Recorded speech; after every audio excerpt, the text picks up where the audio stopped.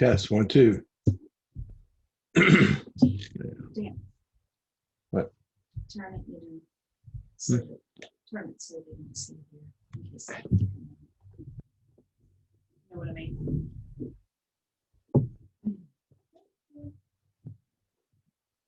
Oh.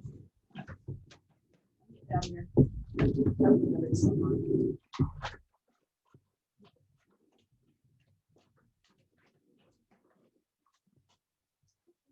Phone rings, I'll try and grab it next.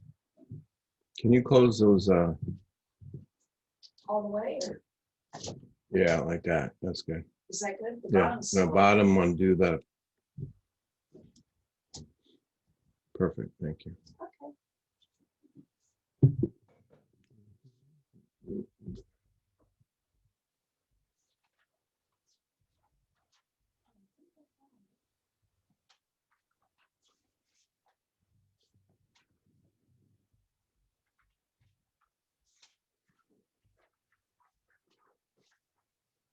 All right, I think I'm good.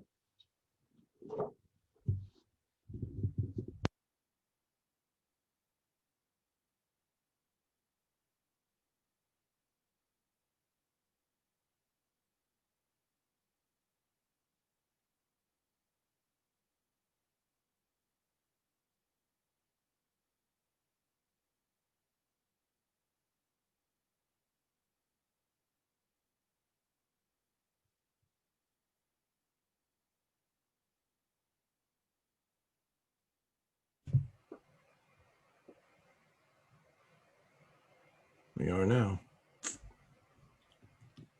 You're awesome. You are great. Oh, well, thank you. But my camera didn't the SD card that records and holds the files in the camera is corrupt. So the ones I recorded previously, I couldn't get them. The files were lost. So. And then in the message that you sent with the link, the Zoom, you said you will be posting the recordings of the lectures as Correct. well? Okay. As soon as I figure out how to do it. Okay. That's where the school's having a problem with Zoom. And all the teachers are all trying to figure it out. That, and as long as the file doesn't get corrupted. Yeah. Okay. So where this leads now is into another concept called boundaries, psychological boundaries. You ever hear about that? You have boundaries. Yes. What's okay for you and what's not okay? Mm-hmm. What are boundaries? It's between where you draw a line between you and another person psychologically. Get on here. Every time somebody wants to come in, I get this thing in the way.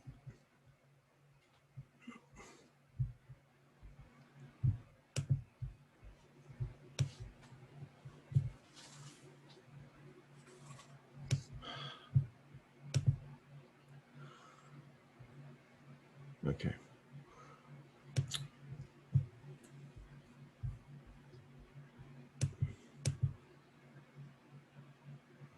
So what are boundaries between countries? Let's go that in that context. So like we have a boundary between Mexico and the United States.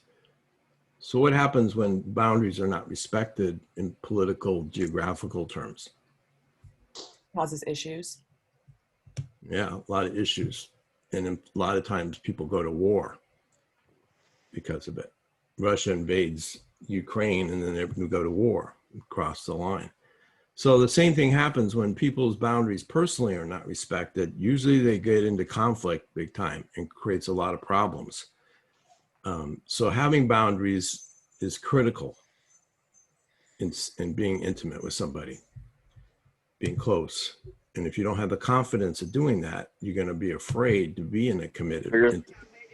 Big sexual therapist. Excuse me, Nate, turn your mic off, okay? Okay.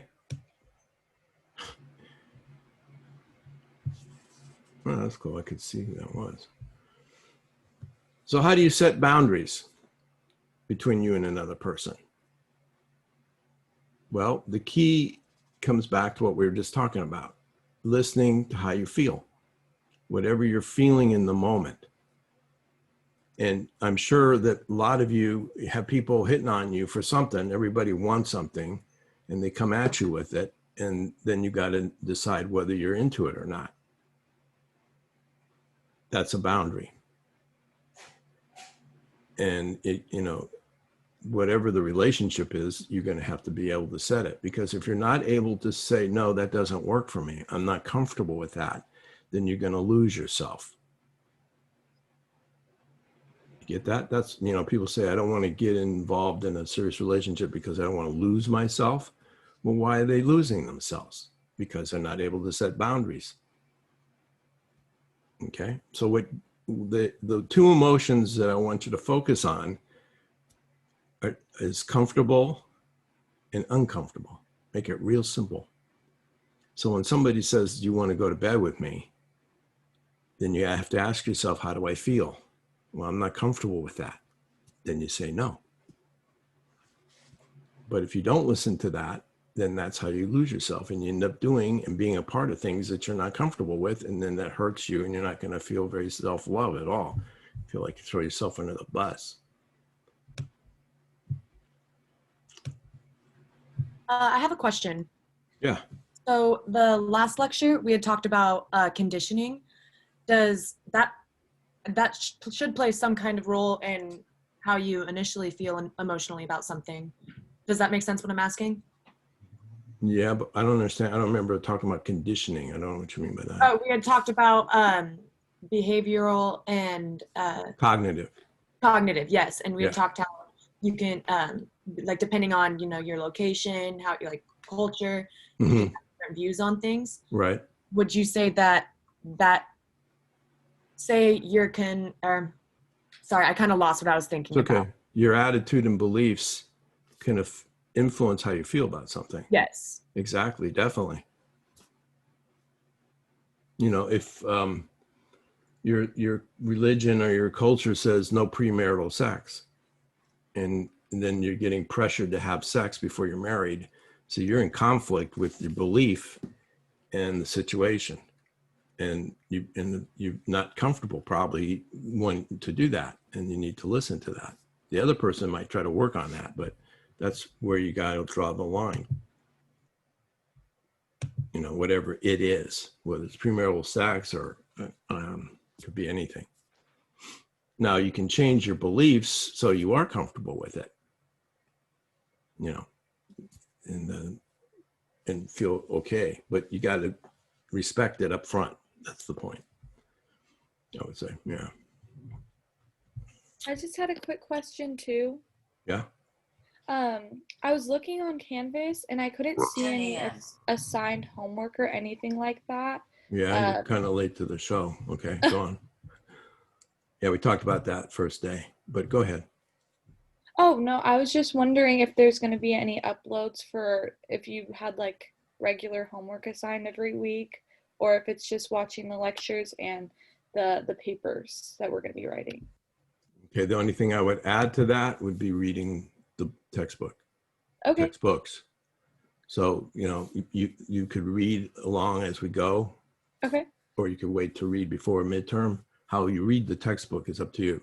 So I'm not going to give you read chapter 6 by this time, you know. Okay. But other than that, you got it.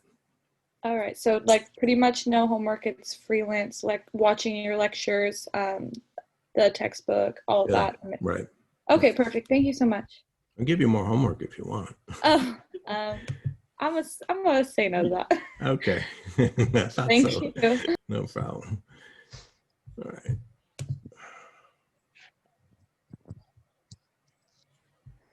I said that.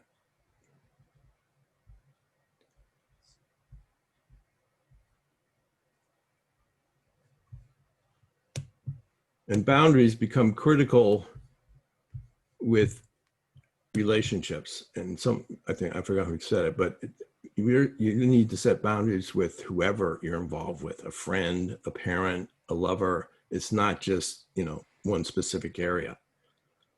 I have a question, Professor. So, Yeah. what if like it's hard to set a boundary if it's like your parent? Oh, for sure. That's a big one. Yeah. Okay, what's the question then? So like, can you go to the last slide for a second? It was like, Mhm. I was reading the last one. So like, what if like you're telling your parent how you feel and they don't allow you to they don't validate your emotions? Like what can you do at that point? Move out. Like, move okay. That um, is a good one.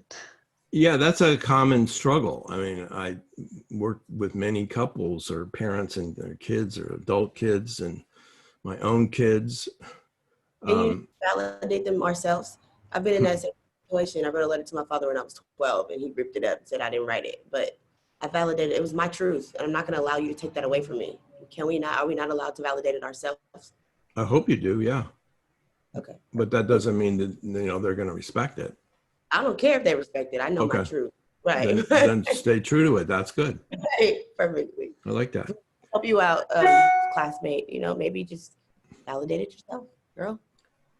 Okay, so to expect parents, you know, to validate how you feel and to respect your boundaries is not always realistic.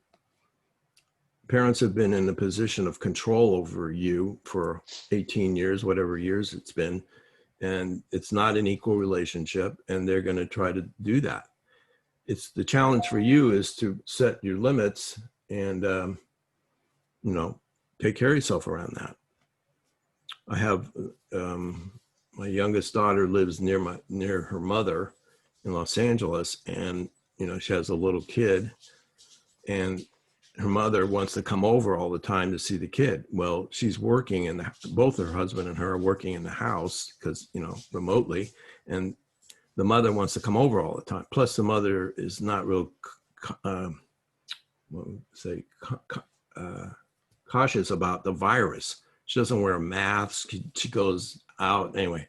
So my daughter's not really comfortable with having her around the kid. And her mother guilt trips her and gives her shit. And, you know, and what I say, you know, you guys set that and don't expect her to be happy about it. Because if someone loves you, a lover, husband, whoever, parent, friend, why would they go against how you feel? Why would they do that? Would you want what?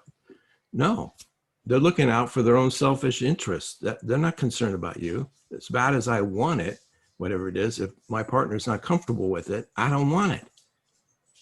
See, but some people are into getting what they want and they don't, you know, narcissistic and trying to get it, and they won't listen to how you feel. They'll negate it. They'll debate it. What if they don't like see the harm in what they're doing? What can you do? Yeah, right. She, you know, her mother doesn't see it, you know, says, I'm okay, I'm good. It's fine, but you still can't come over. You know, you can't, they're in denial a lot of times and you can't get them to see it. I feel that. I have a question. Before I forget, addicts, dependents don't respect boundaries. It's a given. Dependents, in whatever form of dependency it is, whether it's drugs, alcohol, whatever, they are into getting what they want and they're not into how you feel. So don't even expect it from them. So you got to create distance to protect yourself. Okay, what was the question? Somebody had a question? Yes. You made a statement that if your partner doesn't want something, then you don't want it. Yeah. What is the boundary for yourself in understanding what you want, what your partner wants, and then still being true to both? It's called negotiation. It's called conflict resolution. Yeah. Okay. That's coming. That's a whole nother area Right. we'll get into. But before you can get to that, you got to stay true to yourself. You got to put out what you're comfortable with. And if it's a conflict between the two people, then you got to work that out. First base is just stepping up to the table and saying, here's what I'm comfortable with. See what I mean? But how to do that's another story. But right now, it's just about you representing yourself and drawing that line. And if it's a friend who doesn't respect your boundaries and keeps doing stuff, then you got to look at whether you can be friends with someone, because you can't get somebody to respect your boundaries. You don't have that kind of power. You only have the power to remove yourself and not hang out. Get out of that situation if you can. Okay, good stuff. I like it. Professor, I don't think, I can't see you. Your box is just a black square. Really? Yeah, I'm seeing the same thing. Okay, I sent you a message, but I don't know. I can hear you, but I can't see Yeah, you. I know. My camera. What happened to my camera? God. Mm-mm-mm-mm.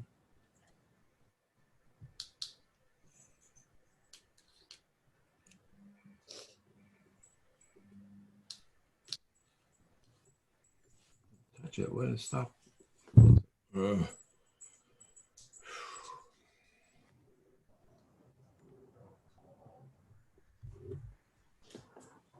Looks like it should be recording, but it's not. Okay, what do I do now?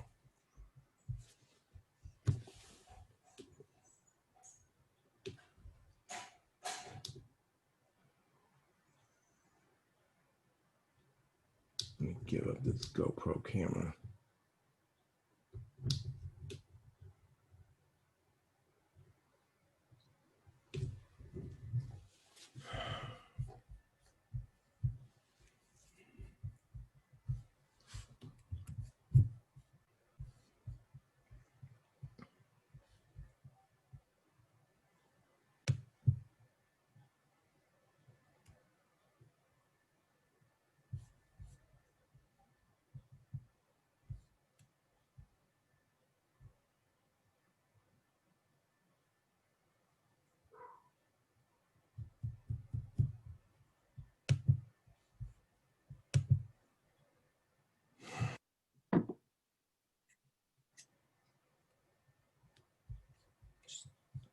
Still can't see me, huh?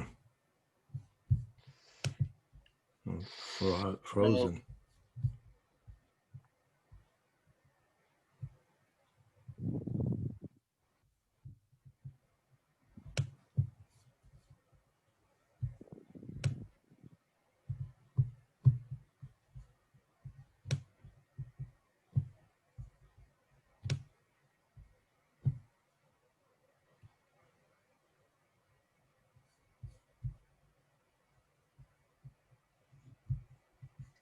Some teachers lecture without us being able to see them.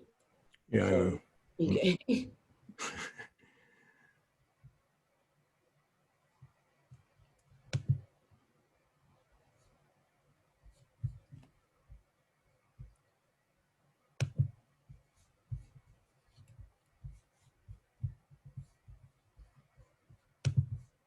And see if I can get my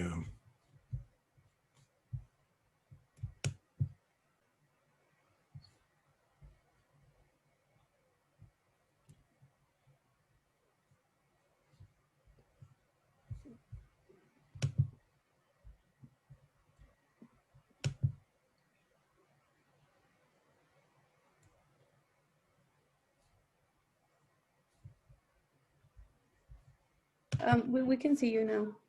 back and better. yeah, I shifted to my webcam in the computer, so because the other camera's obviously not working.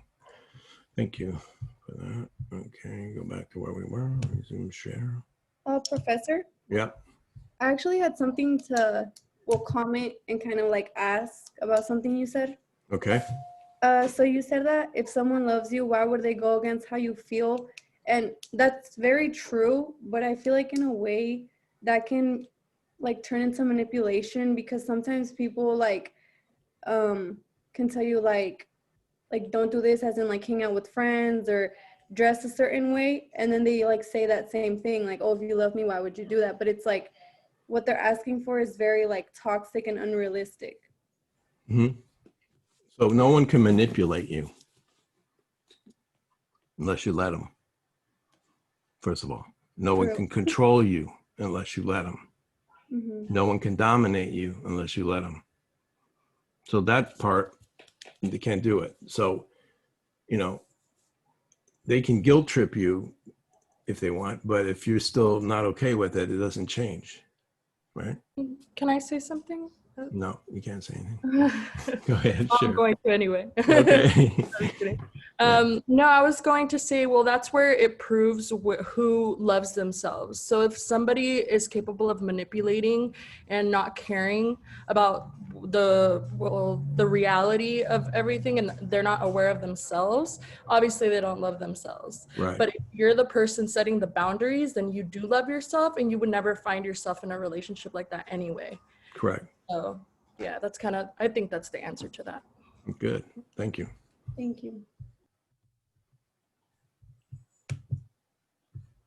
Why can't I see myself? You see me? We see you, but your screen We is see you. your My screen. is warped. Yeah, the PowerPoint is frozen. There it What? goes. Okay. That's what I was not doing.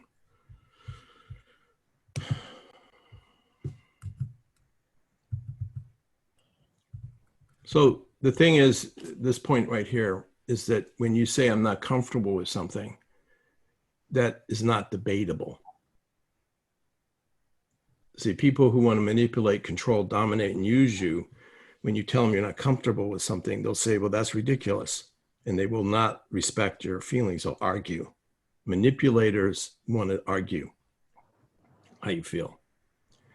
How many times I went through that with my daughters, teenage daughters, man, they just want what they want.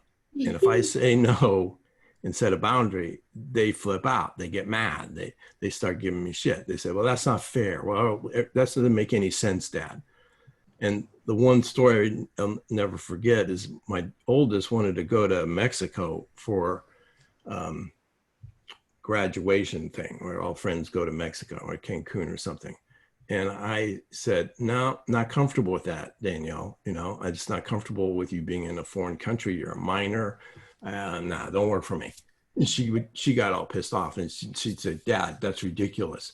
And look at here, they have American hospitals. She literally looked online and said, see, American hospitals. I said, I don't care. I don't want you in anybody's hospital. What the hell, you know? And, you know, and so she kept trying to work, argue with me, debate it, I said, I hear what you're saying, but I understand that, but I'm not comfortable with it. And that's not going to happen. I said, I'm comfortable if you want to go to Honolulu because it's in the United States and it's okay. But, well, my friends are going, yeah. I said, hey, you want to go somewhere? That's what works for me. So it was always that, the debate about what my feelings basically. And I understand we're in a power struggle and I'm in control and she resents that. So, but people who want to manipulate and dominate you will not respect or argue with your feelings. If you're afraid of something, they'll say, well, that's ridiculous. There's no reason to be afraid. Well, maybe to you, but I'm afraid still. It doesn't matter, So watch out for that. And parents will debate your feelings as well. I mean, they'll do it all the time. So it comes back to how you feel is the way you feel. And you don't have to defend it. You don't have to explain it 20 times. It just is. And if they can't get that, then you're going to have some problems with that person. But it starts with you having the confidence in that you will listen to how you feel. So that is where your power comes from in a healthy way. Your power is your emotions. No one can take that away from you. You don't have to argue about anything. If you're not comfortable with it, that's the power. That's the fact.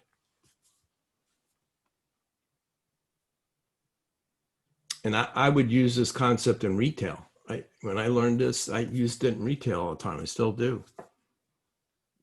If I go into take something back to a store, all I got to do is tell them I'm not comfortable with what I bought. And, this doesn't work for me. That's not.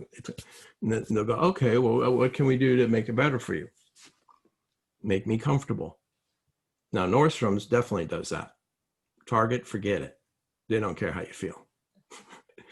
You have a receipt? No. Do you have the box? No. Just doesn't work for me. Well, if you don't have a receipt, you don't have a box, then we can't take it back. So you're not going to make me comfortable. Fuck you, But, prices are different. If I go into a restaurant, I don't know how many of you've done this, but you go in and they sit you at a table and it's back in the room, back by the dishes. It's, like a crappy table. What I used to do is just take it and be mad and complain to myself or who I'm with. And now I don't do that anymore because I learned to love myself. Now I say, I'm not comfortable with that table back there. How about that one over there by the window? Can I get that one? And they go, okay, sure, Mr. Baby, and they take care of me. Now, if they don't have a table, okay, I'm cool with that. I mean, I'm not going to yell and scream at them. But the key thing is I don't have to prove that I'm uncomfortable. If they want my business, they're going to make me happy. And some places are like over the top with that, almost the other extreme, how is our service today? They're always wanting a survey, a report. And it's like, but you see what I'm saying? You don't have to argue in retail. Make me comfortable. I'm paying you money to make me comfortable, to make me happy. And if you don't care about whether I'm happy or not, then I'm not going to do business with you. Simple as that. Now, that's about business. The same things would apply to a lover. A lover wants you to be happy because they love you and they care about you, ideally. But it starts with you. So your power is in your emotions. Another thing is that some people discount how you feel based on the fact that you don't know why you feel something. So if I say I'm uncomfortable going to this party, and well, what are you uncomfortable about? Well, I don't know. I'm just not comfortable at this point. Well, that's not legit. You don't know, then you got to go. I don't have to know why I feel something. It doesn't mean it's any less powerful or a fact. And many times it comes back to me. It's like, oh, that's why I'm uncomfortable. But at the moment I didn't know. So you don't have to have reasons to legitimize how you feel. That's the idea. And manipulators want you to have reasons why, so they can debate them and then get you to do what they want.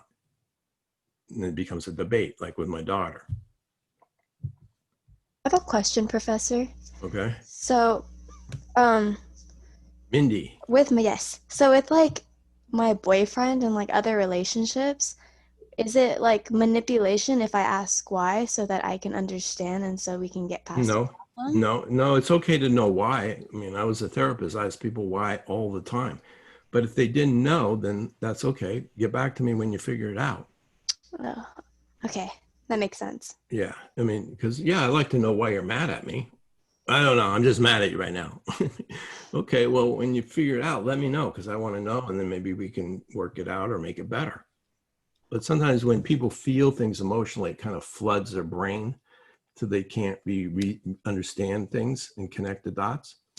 It's like when you try to remember somebody's name and you go, God, what is their name? And you go over the names in your head and you say, screw it. And then you go, oh yeah, that's her name. And then it comes back to you. That's the same way here. Because emotions can tend to flood the thinking process, but they're nonetheless still valid and real.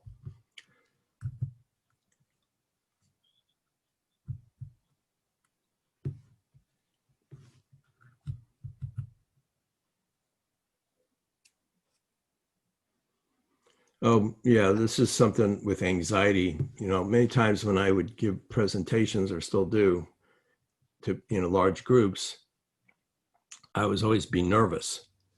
And people would say, well, what are you nervous about? You've done it a million times. You could do it in your sleep. And I said, yeah, that's true, but I'm still nervous. Okay. It's like, I can't be nervous. If I go on television, and that's usually they get you there 2 hours before you go on.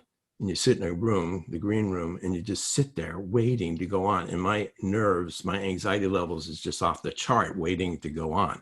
And, here's some coffee. I don't need more coffee. I'm wired enough, or here's a sweet roll. No more sugar. and finally I get on and I'm so uptight. It's like, hi, it's like I'm not loose. But if I was in front of an audience, then I could say, God, look at all these people. I'm nervous. Wow, how you guys doing? And, and make a joke out of it. And then I'm not nervous anymore. So when you give validity to your emotions, you chill, you relax. When you deny and fight the feeling, then your body gets all stressed out and uptight and you don't perform well. It's called performance anxiety. That's literally what they said in therapy. Like, the one thing about anxiety, the best thing you can do in moments where you're high strung and you're feeling highly anxious is to do nothing. You have to relax. And it's like the hardest thing to do. Right. But see, to relax, you tell someone just relax, you got to give them a way to relax. Right. It's like telling a guy, don't worry about getting an erection, just relax. Don't worry about it. Okay, doc, I won't do it. That's not going to work. The whole, I'll chill. I'm not worried about it. Ridiculous. It's not going to happen. So you got to say, relax, true, but how do you do that? And one way to relax is to give validity to the emotion because you're not pretending. So if I'm in front of an audience and I'm nervous, I'll say I'm nervous and then I relax because I validate the emotion and I can do that. But if I keep saying, don't be nervous, you can do it, that's boop, not good. Okay, we did that one already.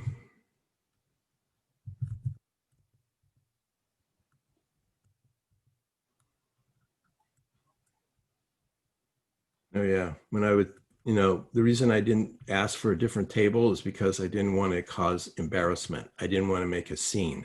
I didn't want to make the maitre d' uncomfortable. I was worried about how he or she felt as opposed to me.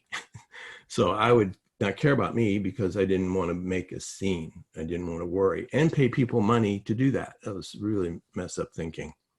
That's where I changed cognitively. It's about my comfort, not their comfort. They're here to take care of me, not me to take care of the maitre d', or the chef. Let's say, how's that meal? And you go, oh, that's fine. And then the guy walks away and you go, God, this is shit. Why did you not say that? Well, I didn't want to make them feel bad. What are you, responsible for the chef's feelings and give them money too? This is ridiculous. But a lot of people have that. We'll get to that later.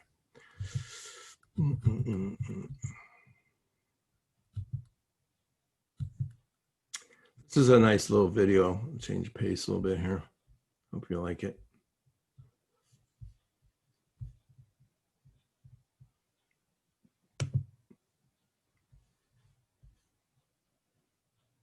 I don't hear nothing. You hear anything? No. No. When you share screen, make sure that you click the thing that says share computer audio as well. Right. Thanks for the help.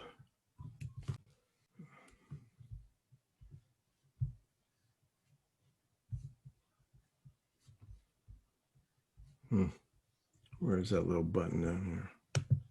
Treat it as like a new screen share. Right. Where's that button? New screen share. Come on.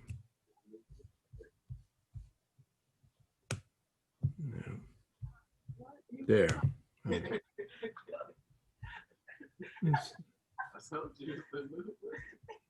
What's the joke? That's so funny. Where to work yesterday?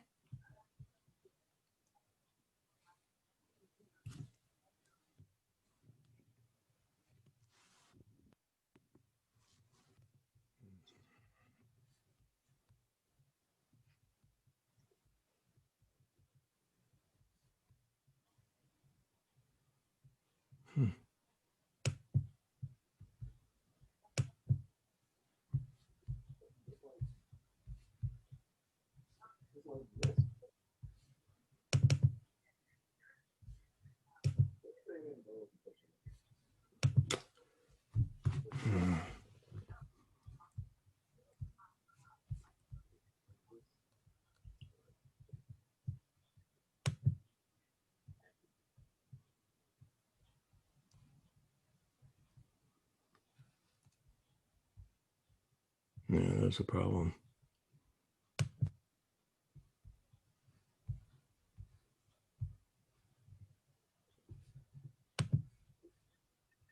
No.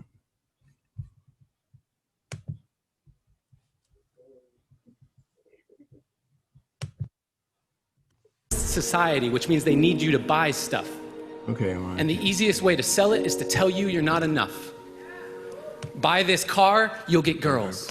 Buy this bra, you'll get guys. And we're seeing it so much that we start believing these lies, but the truth is, the makeup they're selling to make you feel prettier is the same makeup you buy to stop feeling shittier about this lie they keep telling you that you are not enough. And what about the movies we watch, all the shows on TV? The more I watch, the more I see I need you to complete me. And yes, love is the answer, love is the key.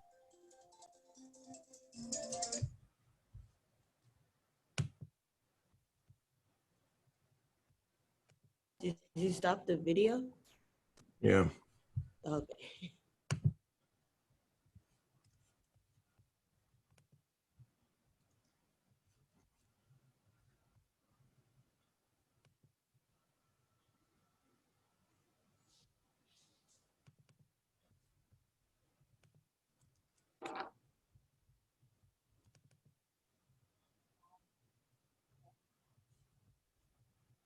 Oh, I bet that's what it is. This little thing right here. See, enable content. I didn't hit that earlier. So I'll learn this someday.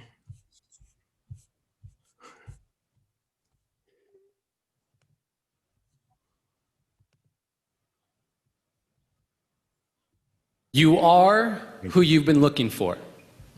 So stop looking for more unless you're looking in a mirror, because it's about time for you.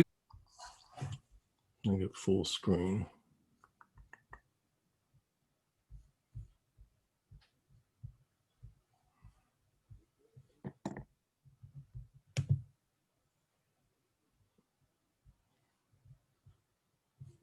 Bottom right corner. There? No.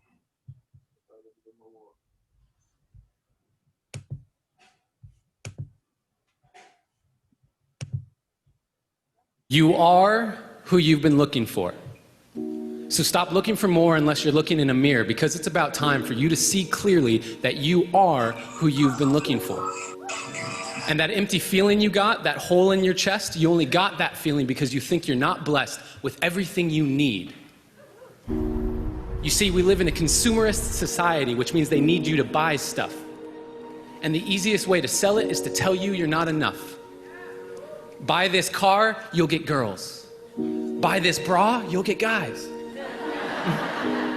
And we're seeing it so much that we start believing these lies, but the truth is, the makeup they're selling to make you feel prettier is the same makeup you buy to stop feeling shittier about this lie they keep telling you that you are not enough. And what about the movies we watch, all the shows on TV? The more I watch, the more I see I need you to complete me. And yes, love is the answer, love is the key, but if you can't love yourself, how could you ever love me?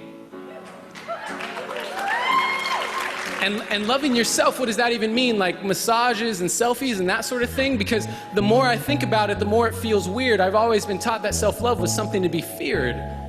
I've been taught that arrogance is bad and vanity, it's not good, and even my bracelets are telling me to act how Jesus would, so what should I do? How should I act? I'm supposed to love myself, but how do I even do that? Well, I got a trick that I picked up from a friend who noticed that I was quick to defend her when she would say something negative about herself. She would say, "I'm so dumb," and I'd say, "You're so brilliant." She'd say, "I'm so weak," and I'd say, "You're so resilient." And when she said, "I feel ugly," and I said, "You look beautiful," she asked me why I was so dutifully filling up her cup constantly and yet treating my own cup so irresponsibly.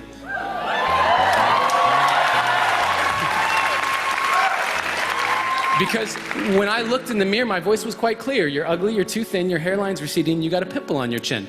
And that was when she gave me a piece of advice that changed my life. She gave me a hug. You are who you've been looking for. So stop looking for more unless you're looking in a mirror, because it's about time for you to see clearly that you are who you've been looking for. And that empty feeling you got, that hole in your chest, you only got that feeling because you think you're not blessed with everything you need.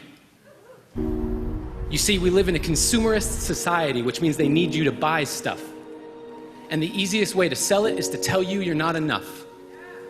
Buy this car, you'll get girls. buy this bra, you'll get guys. Yeah, we already saw it. And we're seeing it so much that we start believing. What happened? It go backwards. Ugly, and I said, you look beautiful. She asked me why I was so dutifully filling up her cup constantly and yet treating my own cup so irresponsibly.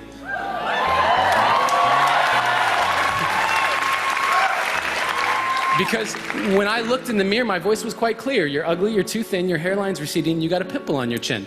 And that was when she gave me a piece of advice that changed my life. She gave me a hug. And she said, treat yourself like someone you loved. Treat yourself like someone you loved.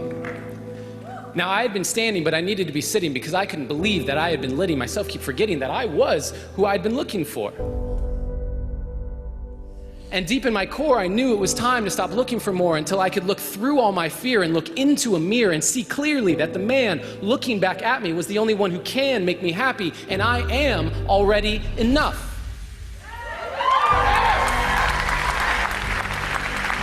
And I am not any more special or unique than you. That is why I'm here to speak to you. You are already enough. And when you start to see that, you will start to be that. Your world will get brighter, your load will get lighter, and you can see that with life. You can be a lover, not a fighter. And that life, you deserve it. Because you are worth it. And there is no point in letting yourself keep forgetting, because no matter what you say or do, you are perfect. And so today, I hope I leave you with a direction correction away from the flaws you see in your reflection. They aren't flaws to me, they are simply protection against all the doubts you have of your perfection.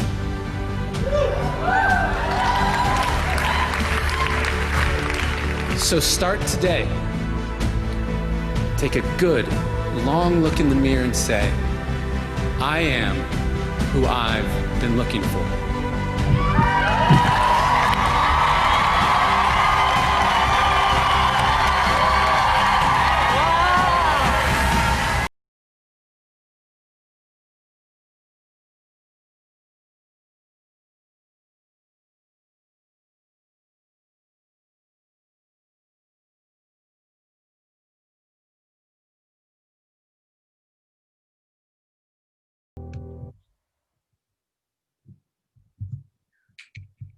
Would you like that? That was really good. It was awesome. Very powerful. It was but still very empowering.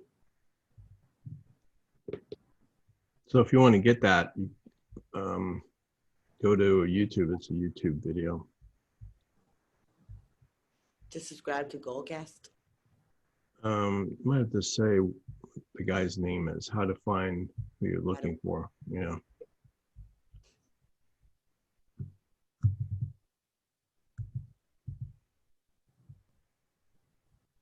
Yeah, that's the title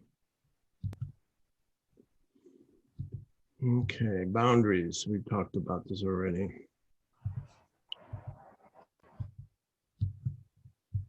Move on.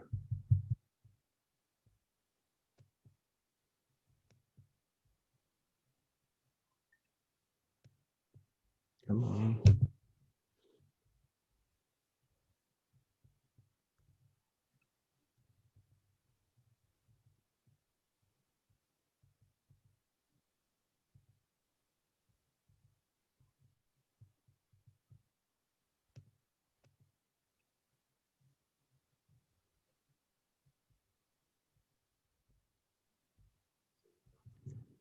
So a more intimate level, boundaries enables a person to be intimate, because without boundary setting, without the confidence that you can do that, you won't let go, because you're afraid that if you let go to the relationship, being open, vulnerable, that you'll be controlled and consumed because you don't know how to stop, in a sense. So a lot of people who have boundary problems will develop relationships with people who they can't get involved with. They're safe. Someone who is not available to them, either physically or emotionally. because they're afraid if they get close, then they'll drown, in a sense. They'll lose themselves. So they set it up artificially so they are protected, or they don't get involved at all and just stay very distant. Sometimes, like, I could have a couple who live in distance. One person lives in Chicago and the other person lives in San Francisco.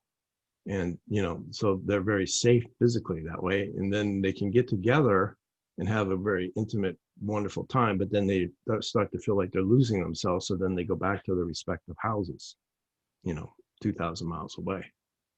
See how they set that up? So a lot of times people have affairs with people who are committed to someone else. They're still married, and they keep thinking they're going to leave that person and be with them.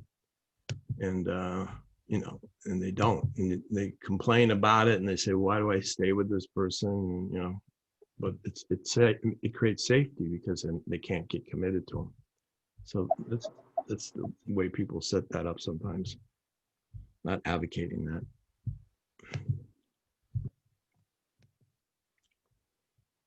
I don't know if you ever skied before or snowboarded or something, but maybe you can get this. So when I go down a mountain skiing, I'm like going fast. And when I start to feel uncomfortable, like I'm going to crash or something, then I have to stop. I know how to stop very quickly.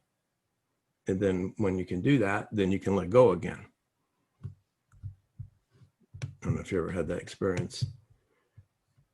But having that confidence that I can, in a sense, put on the brakes or set a boundary with me in the mountain, allows that ability to let go of control and just go with the flow, with the gravity, the pull.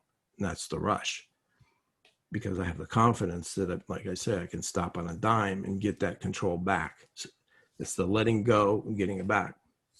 Now, in an intimate context or relationship context out of skiing, what's the letting go? What do people say, You ever hear them say, I'm falling in love?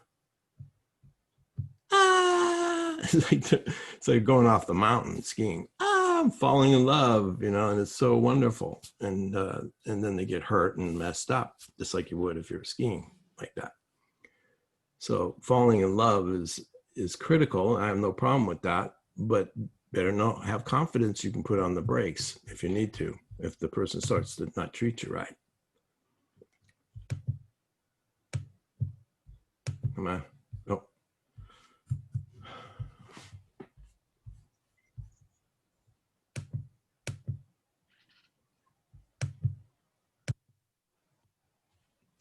That's what I mean. So that's called parallel stop. See this, she's stopping on that hill because she's going too fast. Got to stop. So you can do that, ski like that when you can stop like that. Just like you know that if you can set boundaries and you have confidence behind it, you can be involved with somebody and not be afraid that you're going to drown in it or die.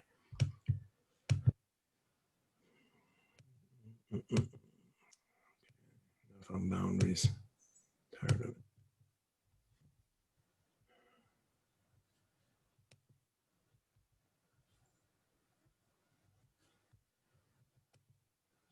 And the same thing's true with sex. If you can't set boundaries, then you're going to be afraid to be sexual because you can't be any more intimate. And if you're not confident that you won't do stuff you don't want to do, you'll feel resentful if you're in it because you can't be who you are. That happens a lot. A lot of times women can be really good at doing boundary setting outside of the bedroom, but when they get into the sexual area, they give it all up. And then they end up being trapped in a prison of their own making and resent sex because of it. Parents, we talked about that already.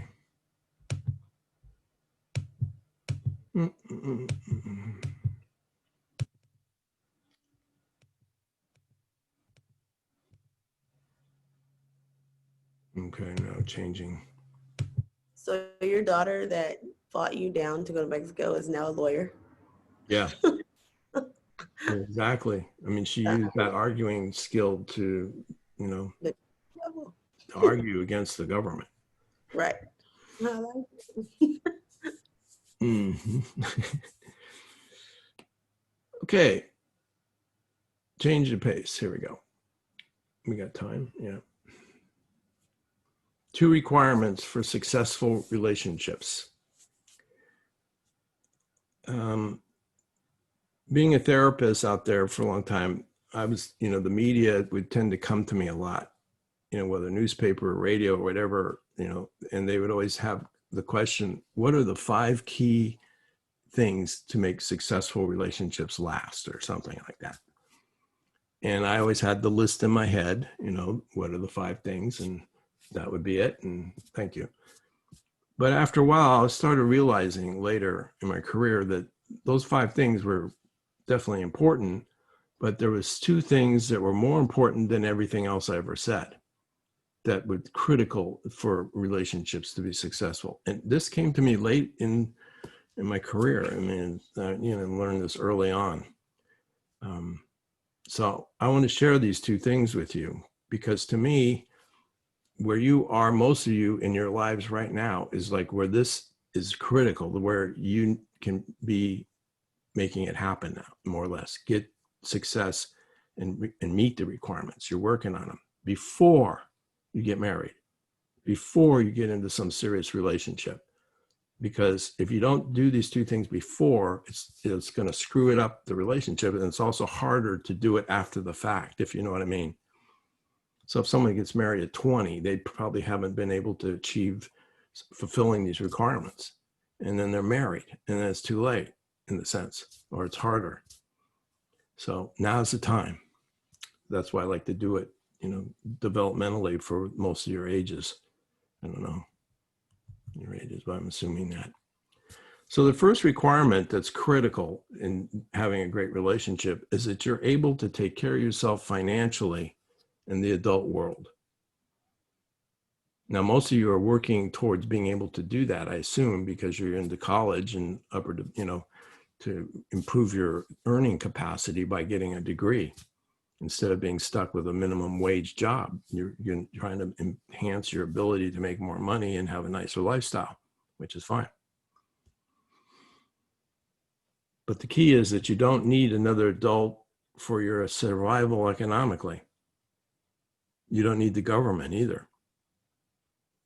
That you can do it on your own, that you have the skill set, the experience, that you could get a job and make money. Now, I'm not saying super rich, upper middle class lifestyle. I'm just saying you can pay the rent, you can get food, you can pay the utilities, you can survive.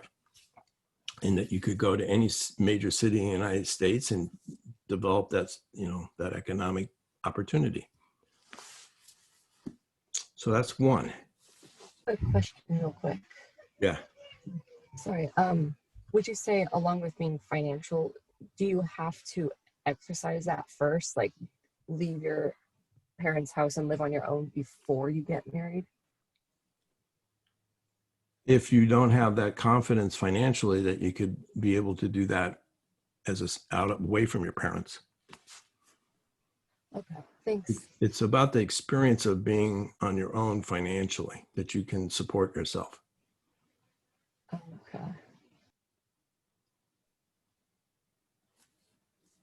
Now, you might move home to live with your parents to save money so you can buy a house or something. I mean, some people do that strategically, but that they're shooting for something bigger to that goal. But to me, it's like, if you move to another city, you can survive in that city by working and having a skill and experience.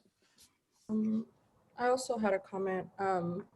I also find that being financially stable in terms of like being able to survive also changes the way you think. I think behaviorally speaking and like psychologically speaking, you begin to set more boundaries, I think naturally. Like you don't even have to educate yourself in it. It's just a feeling that comes naturally because you think to yourself, well, I have the basic survival skills. So what does life have to, life have to offer me besides that? So then you start to, put yourself in situations where you see better relationships, you set boundaries, you know your worth, basically. Exactly.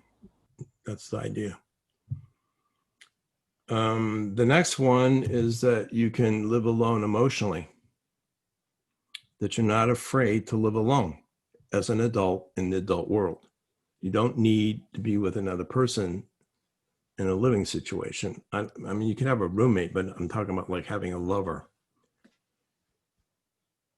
that you can live alone in your own apartment. You don't have to like it, but you can do it. That's the thing. I'm not advocating it as a lifestyle. I'm just saying that you can do that. Been there, done that. So the fear of being alone doesn't overwhelm your decision making. Now, some people get the financial part done and have that confidence, but they don't have the emotional. Where other people might have the emotional, but they're struggling financially. The idea is to be able to do both and have confidence in both. Live alone and support yourself financially. Balance.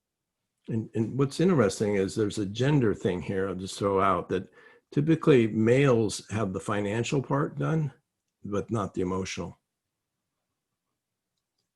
And in some women, it's the reverse. But I've saw a lot of men, I think a lot of men out there that, they got good jobs and they know how to, and they have a lot of stuff and make money. But the idea of being alone, not good. I have a question. Uh-huh. So I have a friend who is a female who's kind of in the opposite. She's financially able to take care of herself, but she's just emotionally kind of a wreck. She always just has to have that validity from someone else, and she just feels like she always has to try to be with somebody else.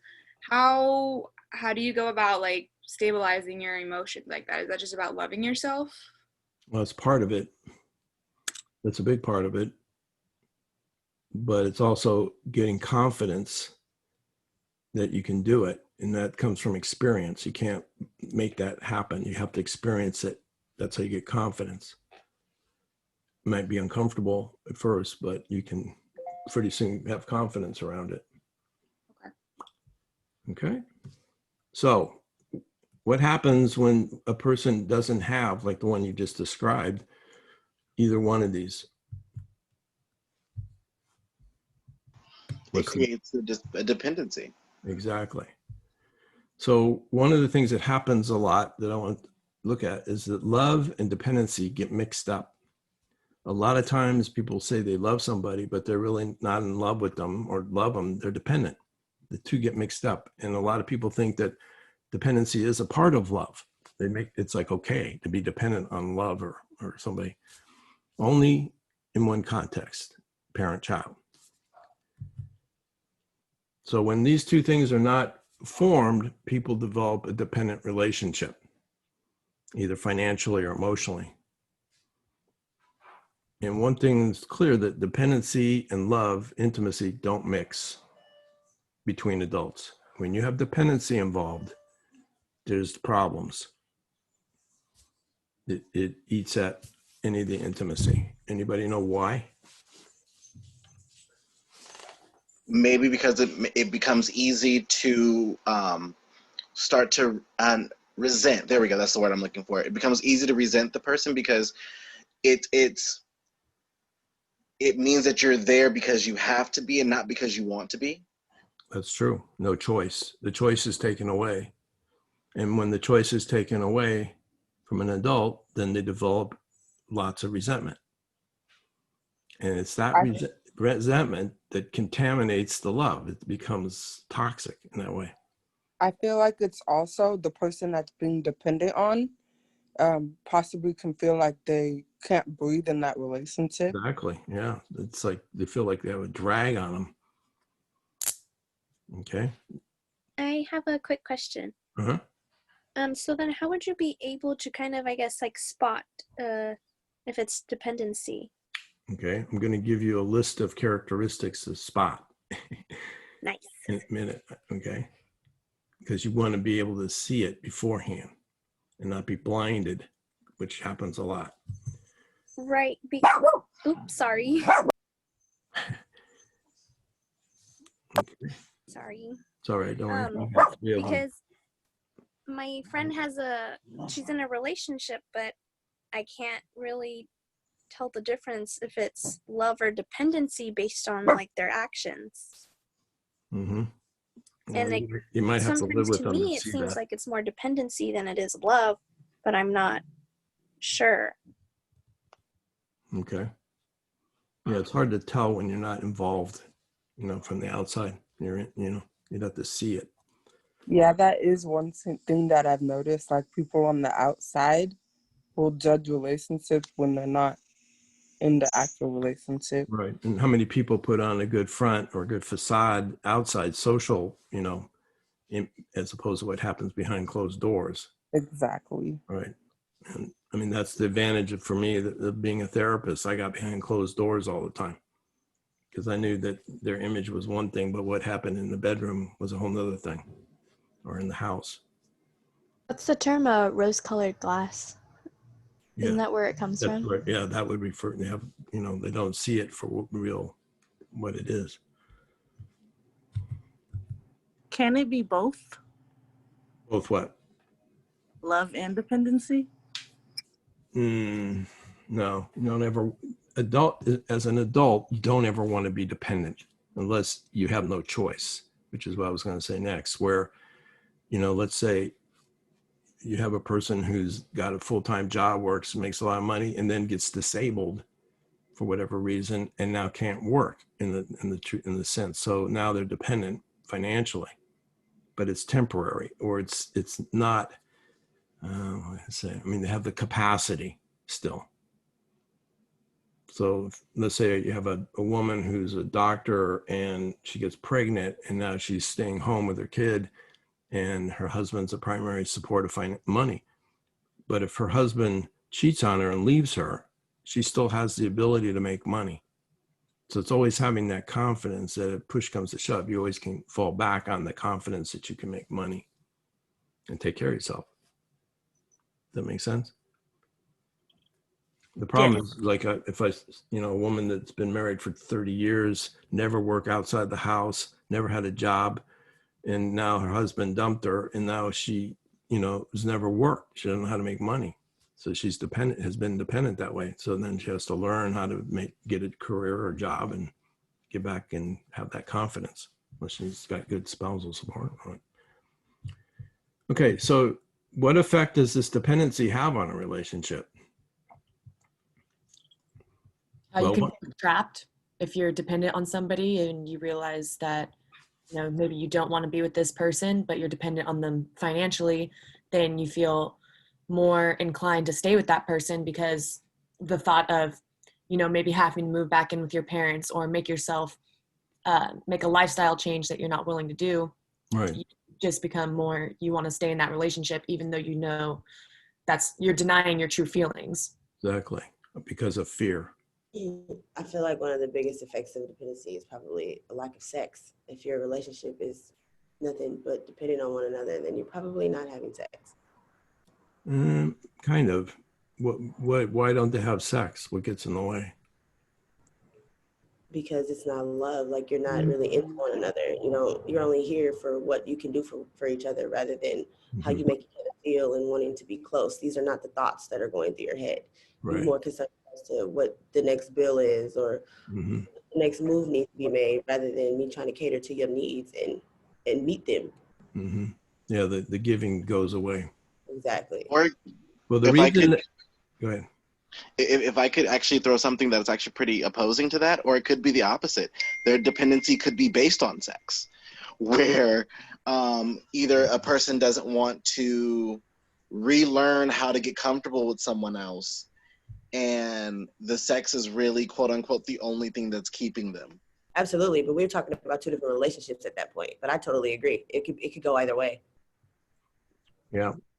So what gets in the way is any adult that's dependent on something resents it because their choice is taken away. And it's that resentment that poisons the relationship. It's that what brings it down. Resentment and sex don't go together, as you'll learn. I'm going to say it 100 times. So if you resent the person, it's kind of like hard to be turned on to them. But you might do it, as you said, I don't know who said it, but But sometimes they use sex as a way to get connected, to feel secure for a period, just for a period of time. And then they'd stop having it. So it can be used that way. But it's the resentment that comes in. And in the beginning, usually with this dependency thing with couples, is it, you know, it's like, it's a high. I mean, they're really into each other. I mean, they feel that because they're dependent. It's like, and then they start to resent it, and the relationship gets kind of weird and ugly and not so good.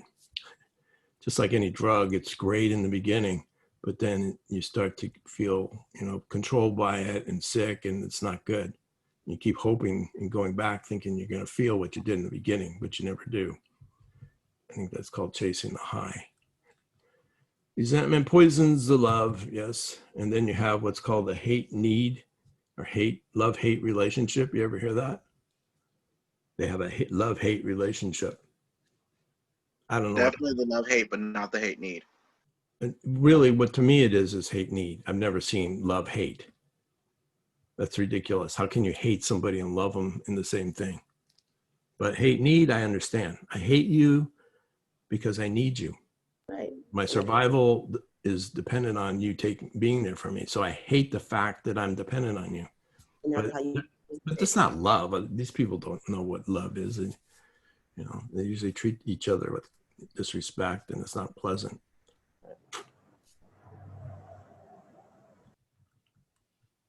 And then the last thing is that very little risk is taken when you have dependency, because people who are dependent don't want to risk losing their security, either financially or emotionally. So they don't want to rock the boat. They don't want to cause conflict. They don't want to piss the other person off. So they're always trying to maintain this stability.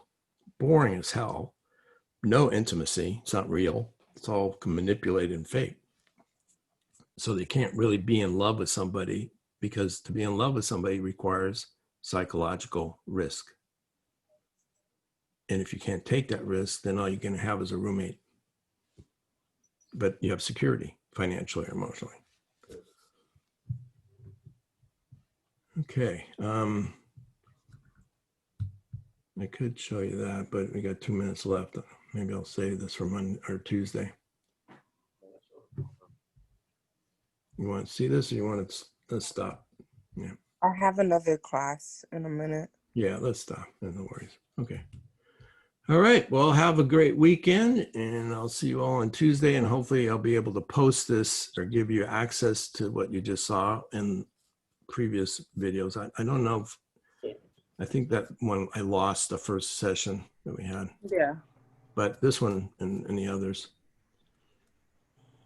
Okay. Thank you. Have a good day, everyone. Bye. Thank you. Bye. Bye. Have a great one. Thanks. Thank you. Bye-bye. Bye.